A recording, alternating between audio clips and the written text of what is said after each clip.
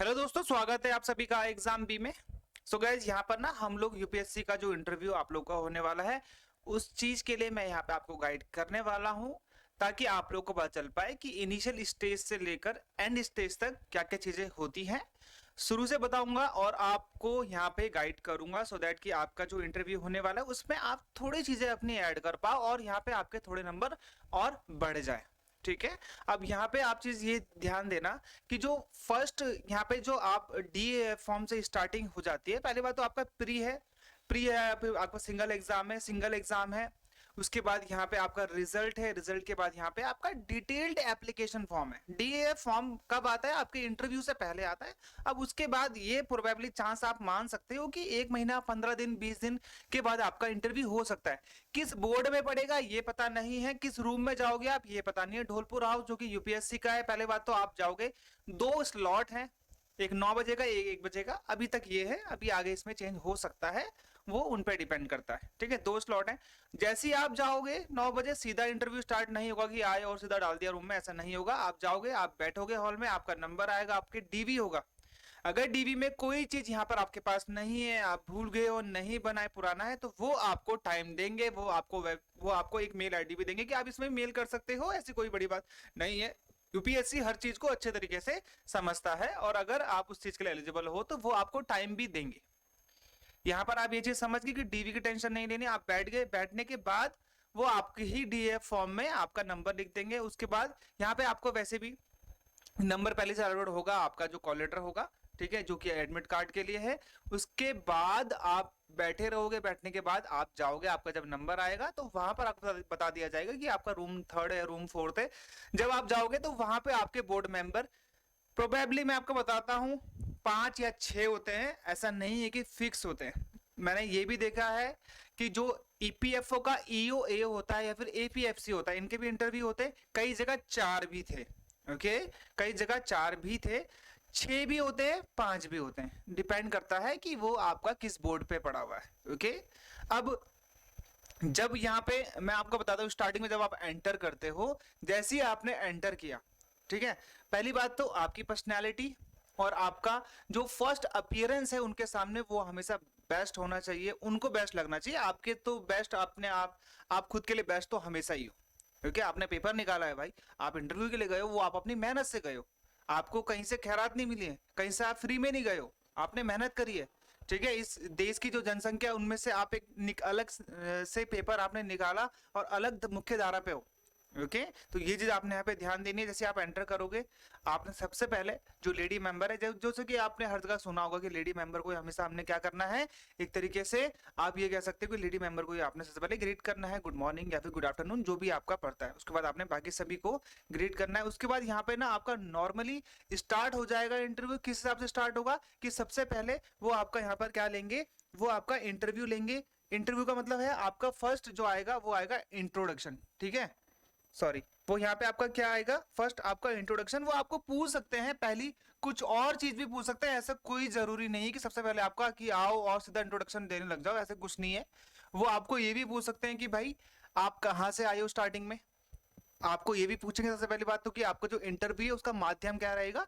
आप इंग्लिश में बोलते हैं तो आपका इंटरव्यू इंग्लिश में ही चलेगा, और अगर आपका हिंदी में रहता है तो आप हिंदी में बोल सकते हैं। और यहाँ पे ऐसा नहीं है कि अगर आपने हिंदी में बोला है तो आपको बिल्कुल ही यहाँ पे शुद्ध हिंदी बोलनी है। जैसे कि अगर आपने ये बोलना है कि मेरा ग्रेजुएशन, नहीं तो ग्रेजुएशन को आप क्या बोलोगे, स्नातक बोलोगे ना। लेकिन आप नहीं, कोई बड़ी बात नहीं है कि आपने ग्रेजुएशन को ग्रेजुएशन ही बोला है। आप अपना 10th भी बोल सकते हो, अपना 12th भी बोल सकते हो, इससे कोई मैटर नहीं करता। अगर आप ये बोलोगे मेरा 10वीं, मेरा 12वीं, मेरा स्नातक, मेरा जो उच्च शिक्षा है, ऐसा कुछ बोलने की जरूरत नहीं है। आप सिंपली इंग्लिश के वर्ड्स भी वहां पर यूज कर सकते हो। दूसरी चीज, वो आपको बोलेंगे चलिए अपना परिचय दीजिए। अगर वो यहाँ पे बोल सकते हैं बिना अपने माता पिता का नाम बताए, बिना अपने जाति को फोकस करे, वो दोनों आपसे बोल सकते हैं, इसमें कोई प्रॉब्लम नहीं। ठीक है, तो आपने अपने बिना जाति को बताए, बिना अपने माता पिता का नाम बताए, आपने अपना इंट्रोडक्शन देना है। इंट्रोडक्शन में सबसे पहले देखिए यहाँ पे आपका नेम आ जाएगा। ठीक है, अगर आपने जाति बताई है तो ठीक है, नहीं बताइए तो कोई बड़ी बात नहीं है। दूसरा, यहाँ पे नेम के साथ साथ क्या आ जाएगा, नेम के बाद आपका जो फैमिली, आप जैसे अपने माता पिता का नाम बताते हैं, ठीक है, वो हो जाएगा। फिर यहाँ पे आपका एजुकेशन हो जाएगा तीसरा कि भाई मैंने यहाँ से ग्रेजुएशन, यहाँ से स्नातक और यहाँ से एमए करा है, मास्टर्स की डिग्री मेरी ये है, बीटेक है, जो भी आपने किया होगा वो यहाँ पे आ जाएगा। तीसरा आपकी हॉबीज जो आपको पसंद है, ठीक है, अगर आप ऐड करना चाहते हैं अपनी अचीवमेंट, वो भी आप ऐड कर सकते हैं वहां पे कि मेरे को ये था। और यहाँ पे अगर आप कहीं काम करते हैं तो आप बता सकते हैं कि मैं यहाँ पे अभी प्रेजेंटली यहाँ पे कार्यरत हूँ, presently I am working in this area. या फिर आप कहीं गवर्नमेंट जॉब में तो आप वो बोल सकते हैं। यदि आपके पास एक्सपीरियंस है तो आप वो भी बता सकते हो कि I have experience of 2 year in this Wipro, and जो भी आप कहीं काम करते होंगे। तो मैक्सिमम क्वेश्चन आप ये मान के चलो कि जो बैक क्वेश्चन होगा वो यहां से आपके पास ही आएगा। कहां से आएगा? आपकी एजुकेशन से, आपकी हॉबीज से, आपकी जॉब से। नेम और फैमिली में से वैसे बेसिकली बाद में पूछा जाता है, लेकिन यहाँ से आपका जो एक सबसे पहला बैक क्वेश्चन आएगा वो यहीं से आएगा। या तो आपकी जॉब का पूछ लेंगे कि भाई ये जॉब किस प्रकार की है, या तो ये जॉब है आपके पास, आप दोबारा इस जॉब में क्यों आना चाहते हो, यूपीएससी में क्यों आना चाहते हो, या फिर आपसे ये पूछ लिया जाएगा कि आपका यहाँ पे आने के पीछे मोटिव क्या है, ये भी आपसे पूछा जा सकता है। हॉबीज अगर आप बात करेंगे तो हॉबीज अगर किसी की, जैसे मैक्सिमम लोगों के भारत में क्या है कि आपको कोई गेम ही मिलेगा, जैसे कि आप ये बोल सकते हो क्रिकेट ही मैक्सिमम लोगों का आएगा, फुटबॉल ही आएगा, ठीक है। यहाँ पे जिन लोगों का बुक रीडिंग होता है, ठीक है, और यहाँ पे वेब सीरीज वॉचिंग होता है, तो वो सब चीजें अलग अलग भी लोग, कई लोग स्कीइंग लिखते हैं, ठीक है, कई लोग माउंटेनियरिंग लिखते हैं। तो ये सब चीजें अलग अलग लोगों की हॉबीज होती हैं। लेकिन ये मत मानना कि आपने कुछ और लिख दिया है। मतलब कि ये याद रखो मेरी एक बात, जब भी आप यूपीएससी के लिए इंटरव्यू देते हो, डीए फॉर्म जो आप भरे हो, डिटेल्ड एप्लीकेशन फॉर्म, जो कि आपके इंटरव्यू से पहले ही आपसे भरा लिया जाएगा, यही आपके लिए सब चीज है, यही आपका इंटरव्यू, यही आपकी जन्म कुंडली है उनके लिए। उनको आपके बारे में कुछ नहीं पता है, जो आपको पता, जो उनको पता चलेगा वो यहाँ पे डीए फॉर्म से पता चलेगा। इसीलिए जब आप डीए फॉर्म भरो तो इसमें आप टाइम निकाल के भरो, ओके। और यहाँ पे ध्यान देना कि जो इसमें भर रहे हो वो एकदम आपको याद रहे, सच हो।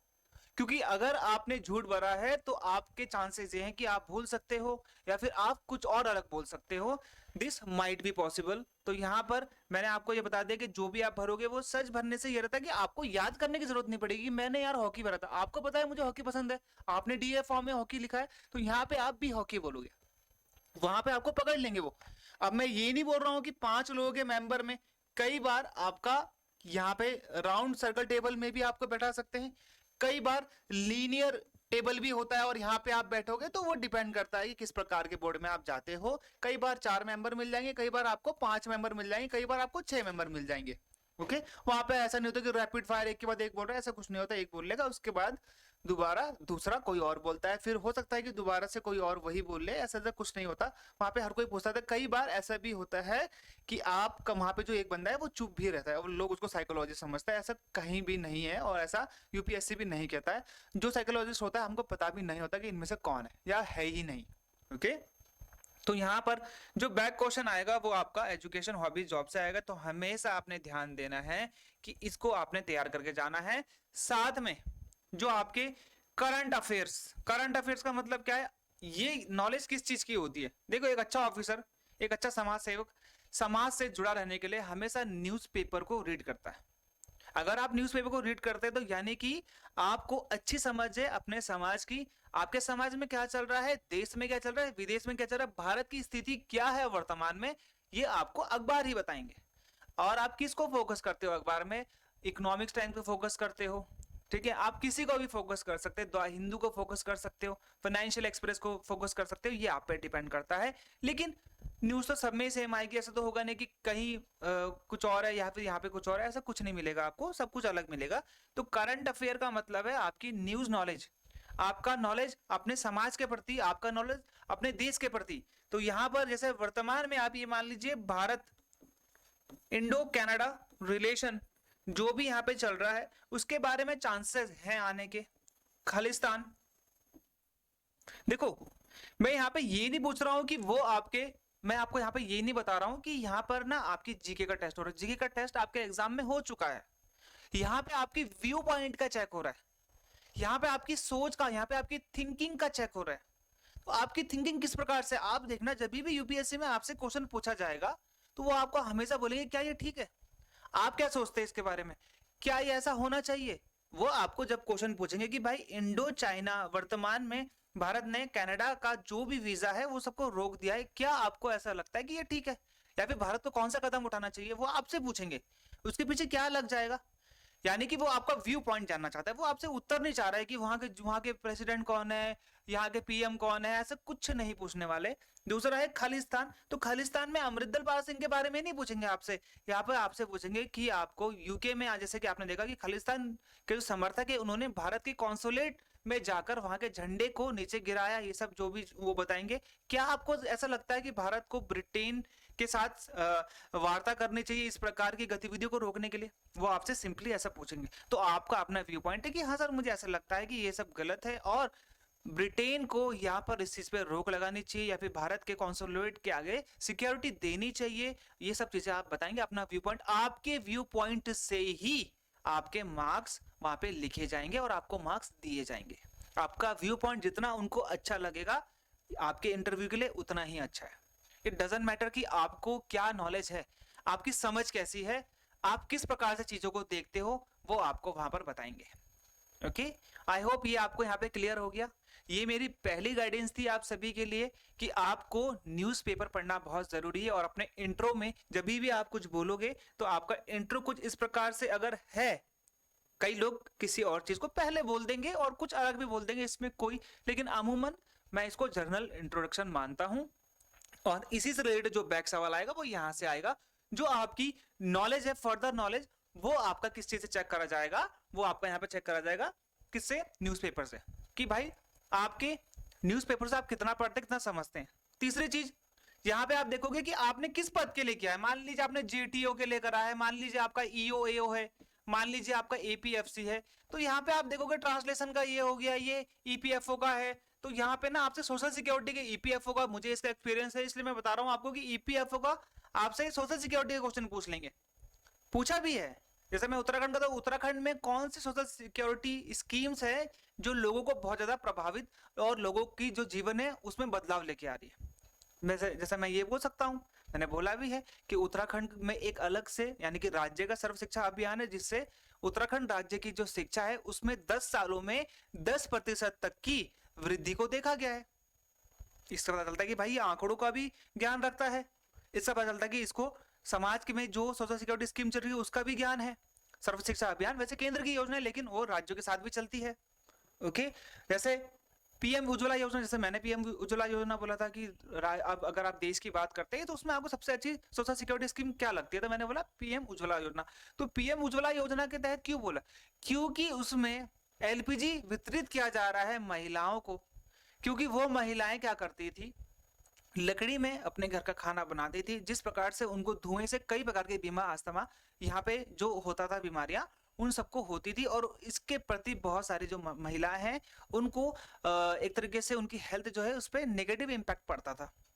तो पीएम ने ये सोचा, पीएम ने अपने भाषण में भी कहा है कि यहाँ पर उनकी माता खुद उनको किससे बना के खिलाती थी खाना, लकड़ी में बना के खिलाती। तो मैं अपनी माँ को खांसते हुए देखता था, तो इंटरव्यू का लगता है कि यार ये इंटरव्यूज भी देखता है, यार इसको अच्छी नॉलेज भी है, ये प्रधानमंत्री को फॉलो भी करता है, ये भाषण भी देख रहा है, ये समझ भी रहा है, तो यानी कि आपको चौतरफा नॉलेज है। इससे क्या होगा, इससे ये होगा कि उस पे आपका जो इंप्रेशन है उस पर अच्छा जाएगा। अब मैं ये नहीं बोल रहा हूँ कि आपने बना के बोला है, लेकिन आपको नॉलेज होनी चाहिए, इतना तो आपको इधर उधर रहना पड़ेगा, तभी जाकर आप अच्छे तरीके से चीजें देख पाओगे। जब भी कोई भाषण देते हैं, पीएम मन की बात करते हैं, आप उन चीजों को यहाँ पर सुनो, ठीक है। तो ये चीज आप यहाँ पे ध्यान देना। मेरा पहला आप लोगों के लिए गाइडेंस यही था। ओके, सेकंड गाइडेंस मैं आप लोगों के लिए जरूर लेके आऊंगा।